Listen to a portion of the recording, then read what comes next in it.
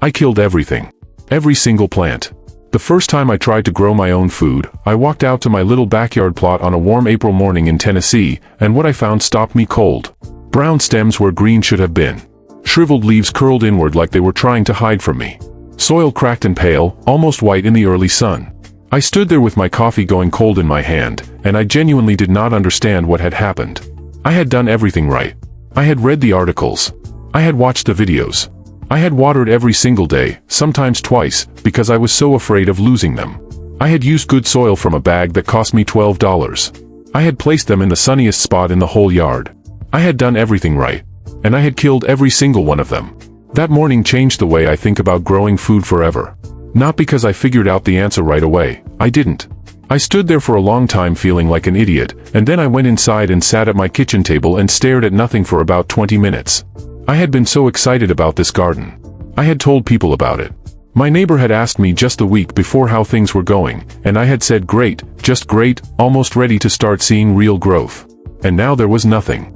Just dirt and dead things and the particular shame of a grown adult who cannot keep a tomato plant alive. But here is the thing I didn't know yet, and this is what I want to tell you today, because I wish someone had told me before I ever put a seed in the ground. I had not failed at gardening. I had failed at patience. And those are two completely different things. The mistake I made was not a mistake of knowledge. It was a mistake of rhythm. I was operating on human time, the kind of time where you plant something on a Saturday and expect to see progress by Wednesday.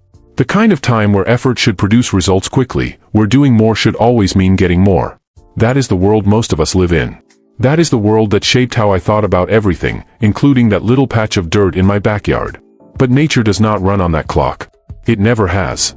And the moment you try to force it onto your schedule, it resists. It withdraws. It dies quietly while you stand there watering it twice a day, wondering what you did wrong, not understanding that what you did wrong was not trusting it. Here is what was actually happening under that soil while I was panicking on the surface. The roots of a young plant, and I mean any young plant, tomatoes, peppers, squash, it doesn't matter, the roots in those first weeks are not growing upward. They are not trying to become anything you can see yet. They are going down. They are exploring. They are testing the soil, mapping it, building the architecture that will eventually hold up everything you want the plant to become. That work is invisible. You cannot rush it. You cannot water it faster. You cannot fertilize it at speed. You can only create the conditions and then step back and let time do what time does. I had been watering so aggressively that I had drowned the roots before they ever had a chance to reach for anything. I had loved those plants to death. I had been so present, so attentive, so involved, that I had smothered the very thing I was trying to nurture. My grandfather grew a half-acre garden every year in rural Kentucky from the time he was a young man until he was well into his 70s. He never lost a season. I remember being a kid and watching him walk the rows in the morning, slow and quiet, touching leaves, looking at soil, not doing much of anything as far as I could tell. I asked him once what he was doing out there so long every morning, and he looked at me and said, listening. I thought that was a funny thing to say at the time. I was maybe 9 years old and I thought he was being poetic in the way old people sometimes are. But standing in my dead garden that April morning in Tennessee, I finally understood what he meant. He was not out there managing the plants. He was out there reading them. There is a difference so profound between those two things that once you see it, you cannot unsee it. After that first failure, I did something that changed everything. I stopped reading gardening articles for a while, and I started watching soil. Just watching it.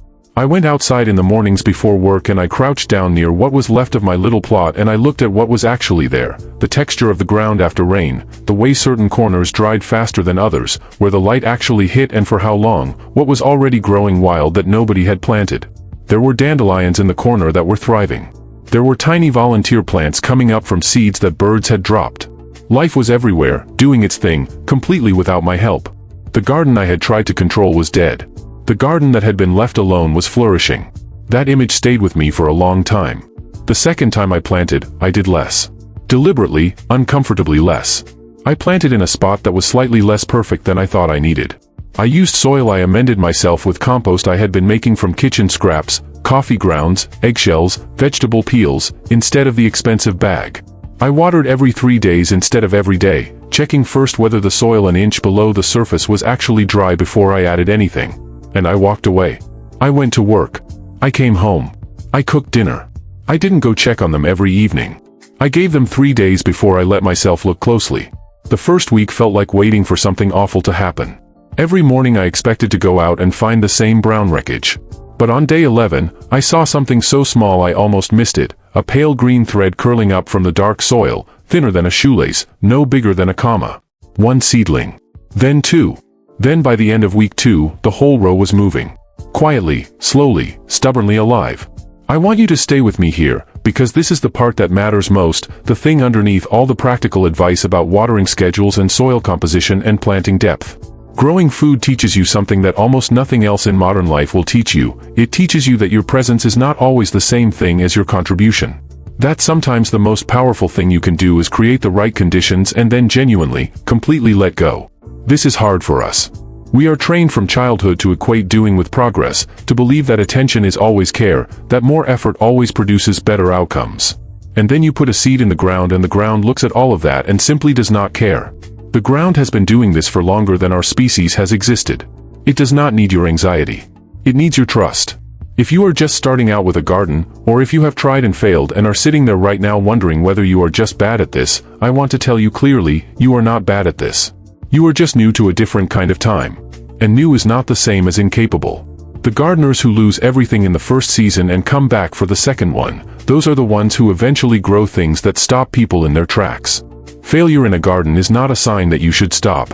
It is the soil's way of telling you something specific, and once you learn to hear it, you will never garden blind again. Start small. Start with one container if you have to. Plant something forgiving: basil, radishes, green onions. Water when the soil is dry an inch down, not before. Put it somewhere it gets real light, not just bright window light, but real outdoor sun for at least 6 hours. And then leave it alone more than feels right. Check on it less than your anxiety wants you to. Give it the gift of your restraint. And pay attention not to what you are doing to it, but to what it is doing on its own. Because it is doing something, always, even when you cannot see it, especially when you cannot see it. The mistake I made was thinking I was in charge. The lesson the garden gave me, slowly and without mercy, is that I was never in charge. I was always just a participant. And the moment I accepted that, everything changed. The plants lived.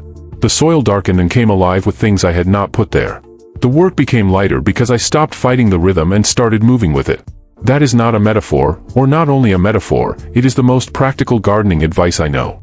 If this hits something in you, if you have been that person standing in front of dead plants wondering what went wrong, leave a comment below and tell me about it. Tell me your first failure. Tell me what you killed. Because I promise you, every person who grows food now has a story exactly like yours, and the only difference between them and someone who never tries again is that they went back out the next morning and put another seed in the ground. Subscribe if you want to follow this whole journey with me, the failures and the breakthroughs both, because there are a lot more of each still coming. Hit like if any part of this felt true. And I will see you in the next one.